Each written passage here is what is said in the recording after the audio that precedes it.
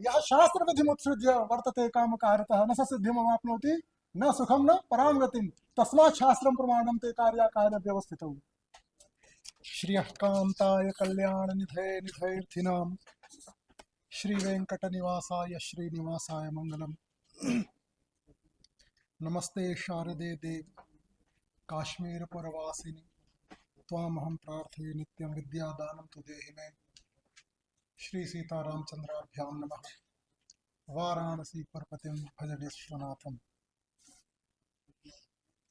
इस मंच पर आरूढ़ विशिष्ट वक्ता प्रोफेसर उपेंद्र नाथ त्रिपाठी जी, हमारे अत्यंत स्निग्ध मित्र, प्रयाग विश्वविद्यालय, वहाँ भी प्रयागराज विश्वविद्यालय हो जाना चाहिए, अभी भी उसको इलाहाबाद विश्वविद्यालय कहा जा रहा है। चाचा जी से निवेदन करूंगा कि कुछ इस दिशा में कुछ करिए। अभी इलाहाबाद हाई कोर्ट और इलाहाबाद विश्वविद्यालय अभी वही चल रहा है, लेकिन मैं कह रहा हूँ प्रयागराज विश्वविद्यालय के भूगर्भ विज्ञान विभाग के पूर्व अध्यक्ष प्रोफेसर जयंत नाथ त्रिपाठी जी, मेरे अत्यंत स्निग्ध मित्र, वेद विभाग के पूर्व अध्यक्ष इसी काशी विश्वविद्यालय के प्रोफेसर पतंजलि जी, उस विभाग में कात्यायन पतंजलि तो है, अभी अभी पाणिनि को आना बाकी है। अभी आज कात्यायन जी से मैं मिलकर आया, थोड़ा वो रुग्ण है।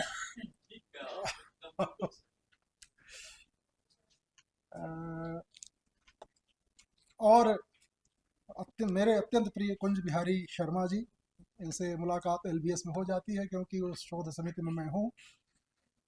तो ज्योतिष के बारे में ज़्यादा जानकारी न होने पर भी, चूँकि वो पूरी फैकल्टी का रिव्यू होता है, तो इनसे तो मुलाकात हो ही जाती है। मेरे अत्यंत प्रिय हैं। और डॉक्टर पंकज तिवारी जी, जो इसी वैदिक विज्ञान, और मेरे अनुज प्रोफेसर शिव शंकर मिश्र जी भी, जो कि कुलपति हैं पाणिनि संस्कृत यूनिवर्सिटी के, वो भी उपस्थित हो गए। और पहले चाची का नाम लूँगा फिर आपका लूँगा। मेरी मातृ स्वरूपा या माता ही है, इन्होंने कभी भी अपने बायोलॉजिकल जो इनकी प्रोजेनीज हैं और मुझ में कभी भेद नहीं किया है। ऐसी हमारी चाची जी, आदरणीय चाचा जी, जो मूलतः तो फिजिक्स के स्कॉलर हैं, लेकिन इनका भारतीय परंपरा का ज्ञान कितना निगूढ़ और गंभीर है, आप लोगों ने इनके अध्यक्षीय उद्बोधन से सब लोगों को पता चल गया होगा। ऐसे चाचा जी प्रोफेसर रमाशंकर द्विवेदी जी, मेरे अग्रज कल्प, इस समय ये भी संकाय अध्यक्ष हैं वेद वेदांग संकाय के, लाल बहादुर शास्त्री राष्ट्रीय संस्कृत विश्वविद्यालय के, और उत्तराखंड संस्कृत विश्वविद्यालय के पूर्व कुलपति भी रहे हैं। ये अच्छी बात है कि एक मेरे बड़े भाई पहले रहे हैं, एक बड़े भाई फिर चले गए हैं। सो यहाँ पर उपस्थित सभी विद्वज्जन, प्रिय विद्यार्थियों, अच्छी बात रही कि इसमें दो प्योर साइंस फील्ड से स्कॉलर्स उपस्थित रहे और दोनों लोग संयोग से त्रिपाठी हैं। इन्होंने अपना वक्तव्य रखा, भूल से किसी एक पाश्चात्य विद्वान का नाम नहीं निकला। एक बार ऐसे ही कोई बात, जब वही नेशनल एजुकेशन पॉलिसी पर शुरू में बात चल रही थी और जो मंत्रालय में मीटिंग हुई थी, तो चाचा जी ने कहा कि कुछ थोड़ा कुछ भेजने के लिए, कहा कि इतना ध्यान रखा, एक भी पाश्चात्य का नाम नहीं होना चाहिए। और ये नहीं, अगर मैक्स मुलर को काउंटर भी करना है तो किसी पाश्चात्य को ले आएंगे। जैसे एक आदमी, हम लोग गांव के आदमी हैं, अपने थोड़ा एकेडमिक बाद में होंगे, फिर तो क्या हुआ कि हम लोग गांव के हैं, तो जैसे जीजा जी आ गए तो पूरे वो गांव की जीजा जी, फिर उनसे सब लोग मिलने जुलने आएंगे, गांव शहर की तरह नहीं। तो जीजा जी से साले और सालियों का समूह मिलने के लिए आता है, तो कहा अरे जीजा जी आपके कपड़े तो बहुत अच्छे हैं। तो उन्होंने, जो जैसे मैंने दुपट्टा लिया है तो अपने मित्र से लिया, कहा यार कि मैं ससुराल चल रहा हूँ, चलो तुम तो मेरे साथ ऐसे चल रहा हो, थोड़ा रुमाल मुझे दे दो। तो दुपट्टा उन्होंने उसका डाल लिया। तो वहां पर जो बैठा हुआ था, जो वहां पर बैठा उनका मित्र था, तो कहा हाँ हाँ बिल्कुल सही है, लेकिन पूरा का पूरा कपड़ा तो तुम्हारे जीजा जी का है, दुपट्टा मेरा है। फिर गए, एक थप्पड़ मारा, कहा ये कहने की क्या जरूरत थी कि रुमाल मेरा है। अच्छा नहीं कहेंगे। दूसरा ग्रुप आ गया, उन्होंने भी कहा अरे जीजा जी आपके कपड़े तो बहुत अच्छे हैं। तो फिर कहता है कि और रुमाल भी जीजा जी के ही है। फिर एक थप्पड़ मारा, कहा कि यार ये कहने की क्या जरूरत है कि ये रुमाल भी इन्हीं के हैं। फिर तीसरा ग्रुप आया, तो फिर लोगों ने तारीफ की, फिर इससे नहीं रहा गया, कहा गया कि नहीं, कपड़े तो इनके सारे के सारे हैं, पता नहीं रुमाल किसका है। तो रुमाल को नहीं छोड़ते। तो काउंटर कर, मतलब हम जैसे, अगर वेस्टर्नर्स हमें प्रमाणित नहीं करेंगे तो जैसे हम मूर्ख हैं। इकोलॉजिकल इम्बैलेंस की आपने बात की, हम लोग वैज्ञानिक पृष्ठभूमि से तो नहीं है। आजकल क्लाउड सीडिंग, दिल्ली गवर्नमेंट ने जब खूब पॉल्यूशन हो गया था तो 48 करोड़ खर्च कर दिया, और अंत में सफल भी नहीं हुआ। नेचुरल ऑयल सीडिंग, जब किष्किंधा का वर्णन है रामायण में, वर्षा काल है, तो वहां पर नवमास धृतम गर्भम आदित्यस्य गभस्तिभिः वार्यादाय समुद्राणाम द्योह प्रसूते रसायनम। चाचा जी, वर्षा तो वही श्रावण महीना, भादव का महीना रहा होगा। तो कहा कि जो द्योह माने द्युलोक, उसमें पर्जन्य ले लीजिए, उसमें बादल ले लीजिए, या वो रीजन ले लीजिए जहां पर बादल बनते हैं। तो कहा नौ, 9 मास धृतम गर्भम, 9 मास के धारण किए गए गर्भ को किससे, आदित्य से गभस्ती हुई, सूर्य की किरणों से। और कहां पर, वार यादाय समुद्राणाम, समुद्र के जलों को लेकर के द्योह प्रसूते रसायनम,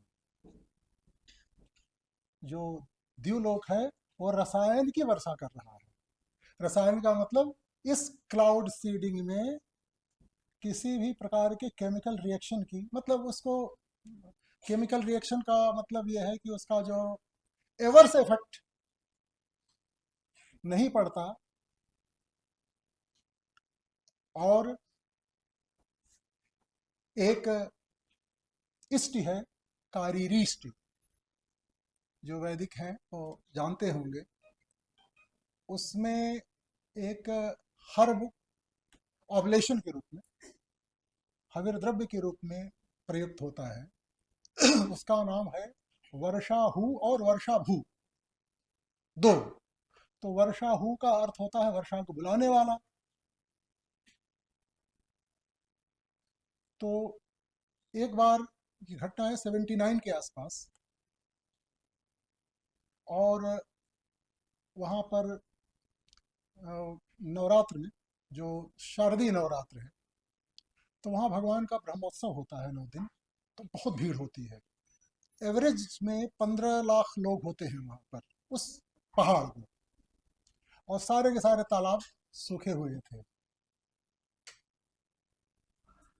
क्योंकि बहुत बड़ा उस दिन, उस समय बहुत बड़ा सूखा अकाल पड़ा था।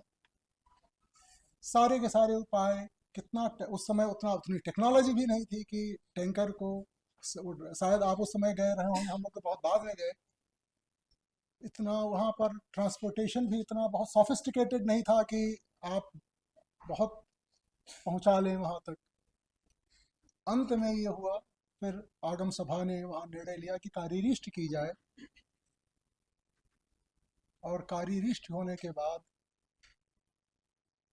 इतनी बारिश हुई कि सारे के सारे तालाब, सारे के सारे पोखरों में ओवरफ्लो वाटर हो गया। और ये भी बताइए, मेट्रोलॉजिकल डिपार्टमेंट ने उस समय भी कोई मतलब किसी भी प्रकार की रेन की फोरकास्ट नहीं की थी। किसी भी प्रकार की पॉसिबिलिटी से उन्होंने पूर्णतः इनकार कर दिया था। अब प्रश्न ये आता है कि हम इसको प्रमाणित कैसे करें। तो आजकल हमारे महर्षि संदीपनी राष्ट्रीय वेद विद्या प्रतिष्ठान कुछ यज्ञ करवा रहा है, और वहाँ वैज्ञानिकों को भी बैठाता है। तो उसमें क्या लेवल कितना बढ़ा, उस टेक्निकल शब्द मुझे मालूम भी नहीं है, और मैं उसमें घुसना भी नहीं चाहता। अच्छा, मान लीजिए, होता क्या है, हमारे यहाँ शास्त्र कहता है, न्याय शास्त्र पूर्व पक्ष है कि वेद का को हम प्रमाण क्यों माने। तद अप्रमाणम अनृत व्याघात पुनरुक्त दोषेभ्य। वेद अप्रमाण है, एक तो झूठ बोलता है, पूर्व पक्ष है, मैं सिद्धांत पक्ष की मैं बात करूंगा, और कंट्राडिक्टरी स्टेटमेंट्स होते हैं इसके, और रिपीटिशंस हैं। तो इसलिए, मतलब पुनरावृत्ति है, तो इसलिए वेद का अप्रामाण्य है। कैसे? का पुत्रेष्ट या पुत्र कामो यजेत, जिसको संतान की, पुत्री या पुत्र की कामना है, वो पुत्रेष्ट याग करे। उसमें तो रामायण के प्रसंगानुसार तो ये अश्वमेध का ही एक पार्ट है, एक उसका एक अंग है। अब पुत्रेष्टि आपने कर ली और पुत्र नहीं हुआ। अब आप मान लीजिए, इसको तो सामान्यतया भी लगेगा ना कि ये झूठ था, सब पाखंड था, लगेगा कि नहीं लगेगा। ये नैयायिक बैठे हुए हैं, शिव शंकर जी। तो एक तो अनृत दोष, दूसरा व्याघात दोष, उदिते होतव्यम, अनुदिते होतव्यम, समयाधुषते होतव्यम, तीन तीन पक्ष कर दिया। और एक का विधान करके दो की निंदा की जाती है। श्यावोवास्य हविर अभ्यहरति यह उदिते जुहोति, सबलो वा अस्याहुतिम अभ्यहरति यह अनुदिते जुहोति, श्याम सबलो वा एतस्य आहुतिम अभ्यवहरतः यह समयाधुषते जुहोति। जो शाम, अगर प्रातः अनुदित होम करे, सूर्य के उदित होने के पहले, तो श्याम उस आहुति को खा जाएगा, कुत्ता है एक। और अगर बाद में करे तो सबल खा जाएगा, वो भी एक कुत्ता है। कहा समय अधूषित, मतलब जब थोड़ा थोड़ा थोड़ा, मतलब प्रकाश विकीर्ण हो गया हो, तो कहा उस समय करने पर, कहा दोनों मिल करके आहुति को खा जाते हैं। तो कहा करना कब चाहिए, तो इसलिए व्याघात हो गया। और पुनरुक्त, आप लोग जानते हैं कि जब दर्श पूर्णमास में सामधेनी कर्म है, सामधेनी ऋचाएं हैं 11, और उसको 15 कम से कम, वैसे और घट और भी वृद्धि होती है। तो कहते हैं कि पहली ऋचा को, अंतिम ऋचा को 3 बार पढ़िए। त्रि प्रथमाम अन्वाह त्रिरुत्तराम।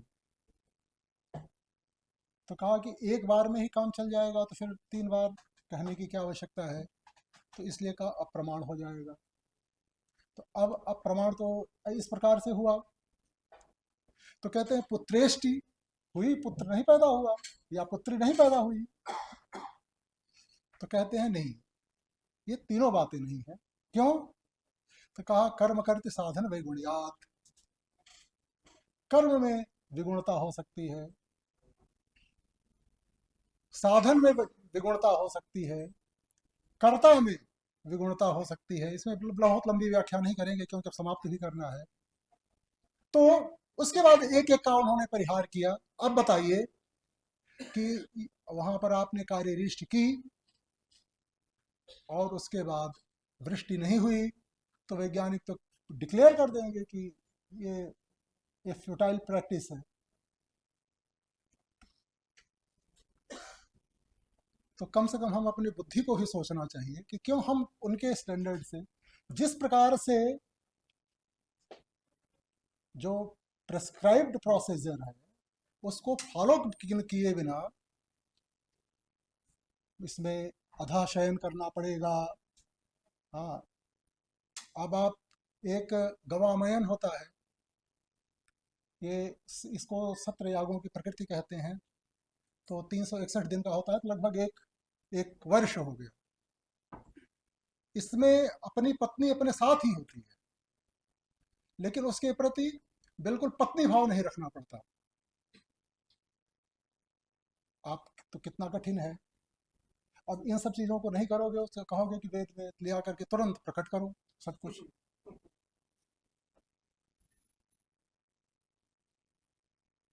अब दूसरी बात, हम देखिए, आप इसको, मैं किसी को व्यक्तिगत आलोचना के रूप में मत लीजिएगा। थोड़ा मेरी मतलब मुझे बर्दाश्त नहीं होता, मुझे कुछ ये भी नहीं है कि मैं तो अब प्योर वैष्णव हूँ, राम नाम में रमण करने वाला। तो किसी प्रकार से कीर्ति की कामना नहीं, किसी प्रकार से लोग मुझे विद्वान कहें, इसकी तो बिल्कुल कामना नहीं है। लेकिन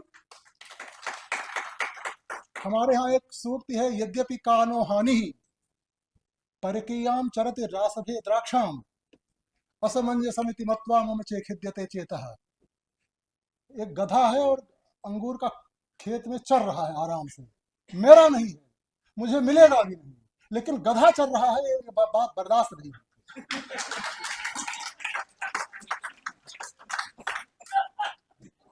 हाँ, हाँ। तो आप ऐसे अधकचरे लोगों को, जैसे आइंस्टीन का नाम लिया गया, सोपनहाइवर का लिया गया। अब ऐसा लोगों ने बताया जैसे सोपनहाइवर कोई शंकराचार्य हो गया था, वो दारू पीता था, सब कुछ करता था। अब एक स्थान पर लिख दिया कि Upanishad have been solace of my life and will be solace of my death. यही यही मेरे उपनिषद ही मेरे जीवन के आधार रहे हैं, और यही। अरे भैया, तो जब तब श्रवण मनन निध्यासन करके चलो, ब्रह्म विद्या के मार्ग पर चलो। उसके बाद फिर कहा जाएगा कि आइंस्टीन सोपेनहाइवर को, स्पिनोजा को उद्धृत करता था। तो कहा कि हम वो, तो रियल सेंस में तो आइंस्टीन भी वो गॉड मानता था, वो उसी को जिसको कहते हैं कि हम एक जो यूनिवर्स का एक कॉस्मोलॉजिकल जो ऑर्डर है वही हमारे लिए गॉड है। तो ये उपनिषदों का तो ये गॉड नहीं है, न ये पुराणों का गॉड है, न ये वेदों का गॉड है। अब हाइजेनबर्ग का उल्लेख, भैया इससे अच्छा है, हमारे यहाँ मीमांसा का एक संप्रदाय है। आप लोग अगर कोई बुद्ध को मानते होंगे तो मैं शास्त्रीय दृष्टि उद्धृत कर रहा हूँ, उसको आप लोग अन्यथा मत न लीजिएगा। माधवाचार्य जी की जैमिनी न्यायमाला है, उन्होंने कहा कि सत्य अहिंसा अस्तेय आदि जो धर्म है हमारे वेद में भी लिखा है, शाक्य मुनि ने भी कहा, शाक्य मुनि माने बुद्ध ने भी कहा है, तो उसका प्रमाण हो कि न हो। तो कहा, मीमांसकों ने कहा कि नहीं होगा। कहा क्यों? कहा कि अगर सत्य अहिंसा आदि का धर्म के रूप में प्रमाण लो तो वेद से ही ले लो, क्यों बुद्ध तक क्यों आते हो? अगर अगर गाय का बहुत पवित्र दुग्ध भी होगा, गीर गाय का भी दूध होगा, और उसको कुत्ते के चमड़ा में रख दोगे तो क्या हो जाएगा, पीने लायक रहेगा क्या?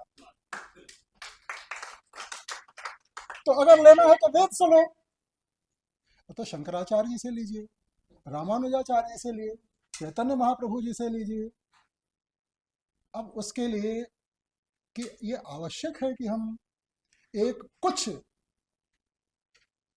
मतलब कि कहीं भूल से, एक्सीडेंटली किसी ने कुछ उल्लेख कर दिया एकाक स्थान पर, तो उसी के पीछे भागते रहो।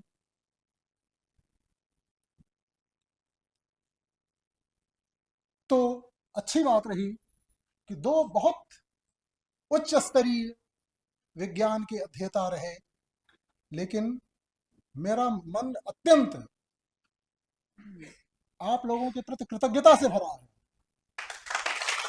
आपने फैक्ट प्रस्तुत किए, फैक्ट बताए, एक बार भी इसका मतलब है कि दो दो पांच होते हैं, आइंस्टीन ने कहा था, ऐसा आपने नहीं कहा।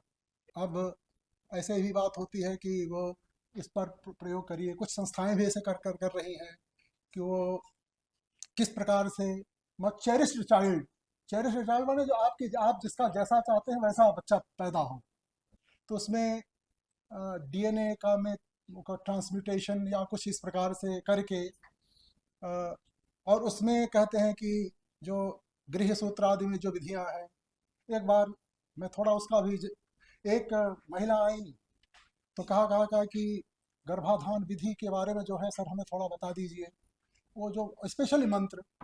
तो मैंने कहा कि आपके आपके हस्बैंड का जनेऊ हुआ है?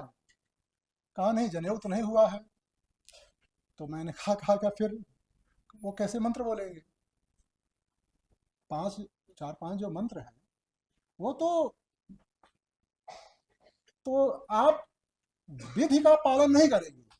कल एक बात राम मूर्ति जी ने कहा लॉ के संदर्भ में कि आप लोग विधि शास्त्र पढ़ाते हैं और हम लोग शास्त्र विधि बतलाते हैं।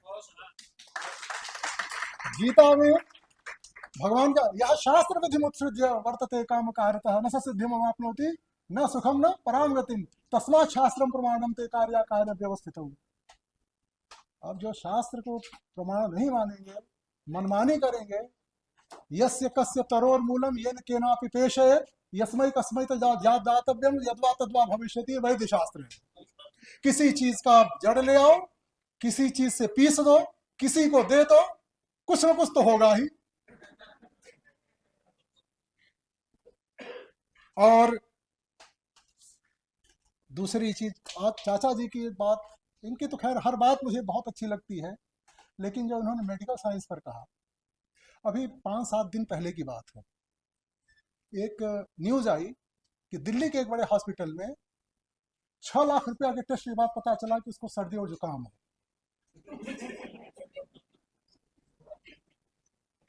और हम विश्व गुरु बनने जा रहे हैं। तो दिल को बहलाने को गालिब ख्याल अच्छा है।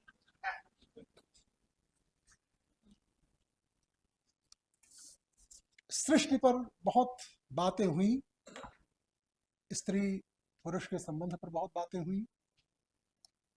अब उस पर मैं पुनरुक्त नहीं करना चाहता। सर ने, प्रोफेसर जयंतनाथ त्रिपाठी जी ने बहुत अच्छा कोरिलेशन प्रस्तुत किया भूकंप की दृष्टि से। यद्यपि उनके आध्यात्मिक अर्थ भी है, उनका आधिदैविक अर्थ है, उनका यज्ञपरक अर्थ है, लेकिन वेद सर्वज्ञानमय है। तो इसलिए अगर वहां पर कुछ भौतिक तत्वों का भी संकेत हो तो हम इससे इनकार नहीं कर सकते। क्यों? वेद के ज्ञान की इयत्ता नहीं है, हाँ, कि यह इतना ही है और इसी प्रकार से है। हाँ, ये मतलब कि थोड़ा ग्रामेटिकल सीक्वेंसेस को, जो वर्ड स्ट्रक्चर, सेंटेंस स्ट्रक्चर के प्रिंसिपल्स हैं, उनका उल्लंघन न हो। तो अब खैर सर ने जो 14 लेयर्स की बात कही, मतलब वो 7 नीचे के 7 ऊपर के, अपने भू गर्भीय जो जियोलॉजिकल जो एक्सप्लेनेशन हो सकता था उसको, यद्यपि भागवत में उसका कुछ, जब जैसा कि उन्होंने शास्त्री ने बताया कि 25 करोड़ नीचे 25 करोड़ ऊपर 25 करोड़ योजन, तो लगभग 100 करोड़ एक एक ये जा करके एक रीजन बनता है। ऐसा नहीं है कि इतना ही है, इतना एक रीजन है।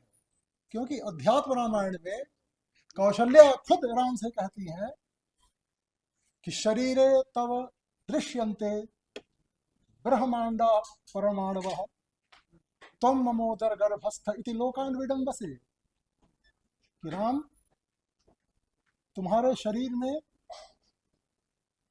बड़े बड़े ब्रह्मांड परमाणु रूप में दिख रहे हैं और तुम मेरे गर्भ में हो, ये दुनिया को कितना ठगो बेटा के बेटा।